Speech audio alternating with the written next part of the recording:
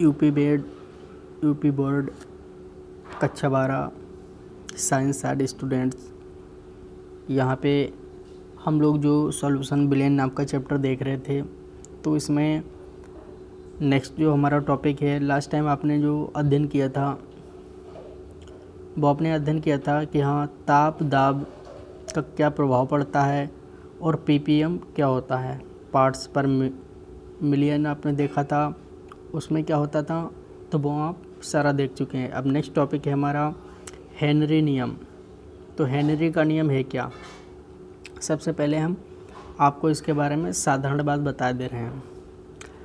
तो देखिए, दाब बढ़ाने से गैस के अणु पास पास में आते हैं, तो बिल्कुल सही बात है। गैस जो होती है वो बहुत ज़्यादा आतन घेरती है और बहुत दूर दूर रहती है, लेकिन जब हम दाब बढ़ा देंगे तो गैस के अणु क्या होंगे, पास पास आ जाएंगे, जो उनका वॉल्यूम या जगह थी वो कम हो जाएगी, तथा द्रव की सतह पर अधिक प्रहार करते हैं, जिससे गैस के द्रव में विलेयता अधिक हो जाती है। इसे हेनरी नियम द्वारा परिभाषित किया जाता है। तो होता क्या है कि यही जो मैंने आपको बताया है, पास पास लाएंगे हम दूर दूर वाले अणुओं को, बस यही हेनरी का नियम है। अब देखिए, हेनरी नियम क्या कहता है कि किसी गैस का वाष्प दाब में आंशिक दाब यानी प्रेशर P विलयन में उपस्थित उस गैस के मोल अंश C के समानुपाती होता है। यानी जितने उसमें क्या होंगे, मोल होंगे, और जितना उसमें आंशिक दाब होगा वो बराबर होगा। अब देखिए, हेनरी नियम क्या कह रहा है कि यहाँ पे आप देख रहे हैं कि अगर एक बार यहाँ पे दाब लगाया गया था तो ऊपर से जो हवा थी वो जल में नहीं घुल रही थी, या सिर्फ 3 बिंदु यहाँ पे दिखाए गए हैं। फिर यहाँ पे 2 बार लगाए गए तो यहाँ पे ज़्यादा हमें क्या एयर घुली हुई दिखाई दे रही है। मेरे कहने का मतलब ये है कि जो वाटर पानी होता है उसमें हवा घोलनी हो तो वो कैसे घोलेंगे, तो ये हमें हेनरी का नियम बताता है। और ये जो कोको कोला, पेप्सी, हम लोग कोल्ड ड्रिंक पीते हैं तो उसमें ये सब यूज होता है। तो नेक्स्ट देखिए, हेनरी नियतांक का मान ताप तथा गैस की प्रकृति पर निर्भर करता है। और नोट गिवन है कि अक्रिय गैसों के लिए हेनरी नियतांक का मान अधिक होता है तथा अक्रिय गैस कम घुलती है। और ताप बढ़ाने से हेनरी नियतांक बढ़ता है, के का मान बढ़ने से गैसों की द्रव में विलेयता कम होती है। तो अगर कोई गैस द्रव में घुलेगी तो उसको एक तरीके से विलेय कहेंगे, कभी कम घुलेगी कभी ज़्यादा, उसी के बारे में यहाँ पे है। अतः जलीय जंतु गर्म जल की तुलना में ठंडे जल में अधिक सुविधाजनक स्थिति में रहते हैं, क्योंकि ठंडे जल में ऑक्सीजन अधिक घुलती है। तो इसीलिए क्या है, जानवर या कोई भी अधिकतर ठंडे जल में रहना पसंद करते हैं, क्योंकि वहाँ ऑक्सीजन अधिक घुलती है। अब अगर बात करें कि हेनरी का जो नियम है, इसके जो दैनिक जीवन में जो प्रयोग हैं उसके बारे में आप देख सकते हैं, ठीक है।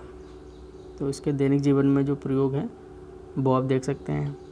तो पहला जो प्रयोग है वो है सोडा वाटर या शीतल पेय पदार्थों में कार्बन डाइऑक्साइड की विलेयता को बढ़ाने के लिए उच्च ताप पर कार्बन डाइऑक्साइड गैस प्रवाहित करते हैं।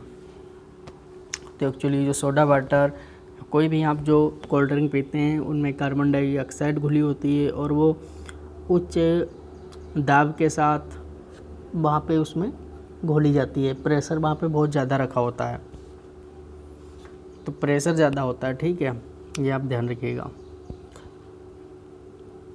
नेक्स्ट है, अगला पॉइंट है इसमें कि जब समुद्री गोताखोर गहरे समुद्र में जाते हैं उन्हें उच्च दाब का सामना करना पड़ता है, जिससे वायु में उपस्थित ऑक्सीजन और नाइट्रोजन की रक्त में विलेयता बढ़ जाती है।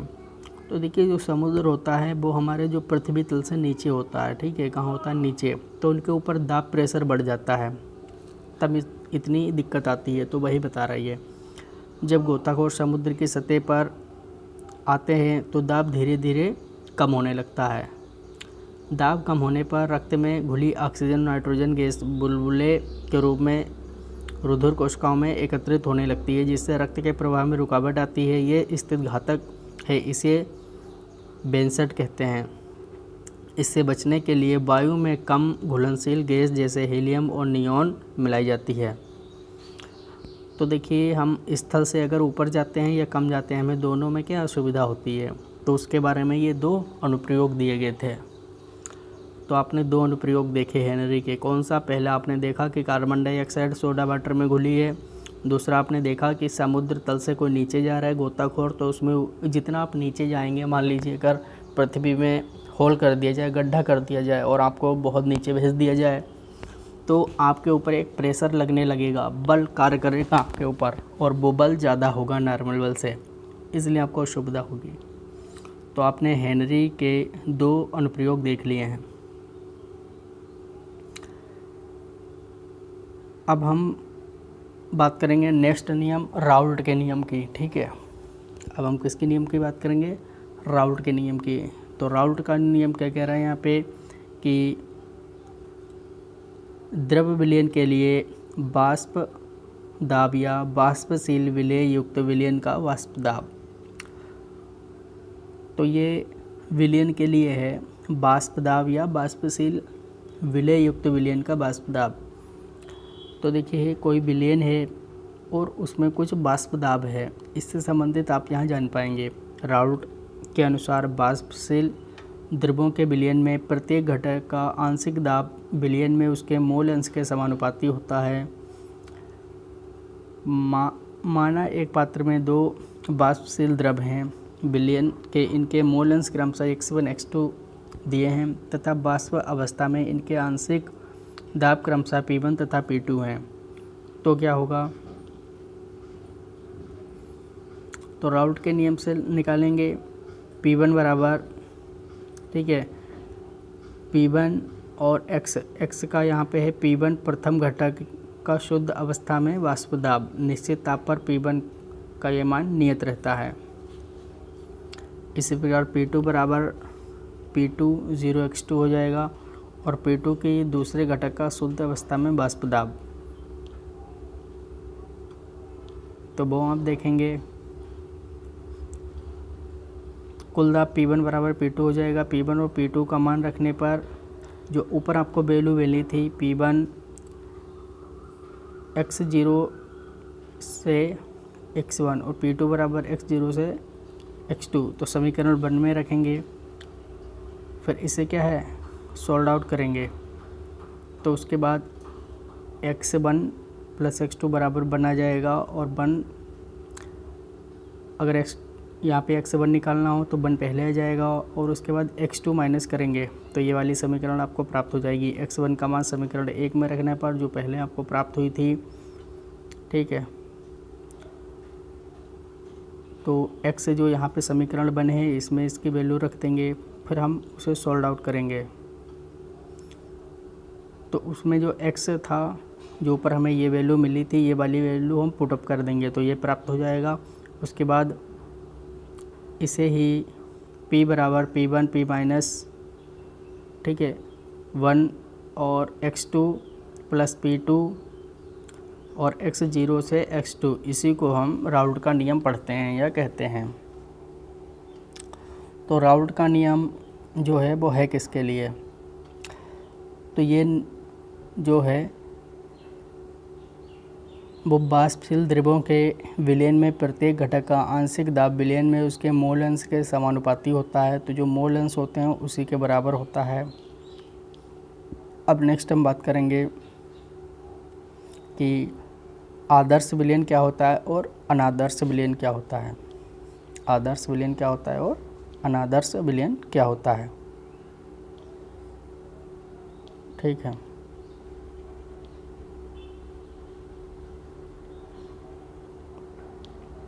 तो देखिए, आदर्श विलयन क्या होता है? वे विलयन जो ताप तथा दाब की समस्त स्थिति पर राउल्ट के नियम का पालन करते हैं आदर्श विलयन कहलाते हैं। तो हमने आपको जो बताया है, यदि ऐसा सब करते हैं तो आदर्श विलयन कहलाते हैं। लेकिन इसमें क्या होगा, वे विलयन जो ताप तथा दाब की समस्त परस्पर राउल्ट के नियम का पालन नहीं करते हैं उन्हें अनादर्श विलयन कहते हैं। तो आदर्श और अनादर्श विलयन किस आधार पे कहा गया है ये आप जान चुके हैं। और अगला पॉइंट की बात करें, नेक्स्ट पॉइंट है विलयन का कुल आयतन दो घटकों के कुल आयतन के योग के बराबर होता है। विलयन का कुल आयतन दो घटकों के कुल आयतन के बराबर नहीं होता है। तो इसमें क्या होता है, बराबर होता है, इसमें बराबर नहीं होता है। विलय तथा विलायक को मिलाने पर कोई ऊष्मीय परिवर्तन नहीं होता है। इसमें क्या होता है, विलय तथा विलायक को मिलाने पर कोई ऊष्मीय परिवर्तन होता है। और नेक्स्ट है शुद्ध घटकों के अणुओं के मध्य उतना ही आकर्षण होता है जितना कि विलयन के घटकों के मध्य।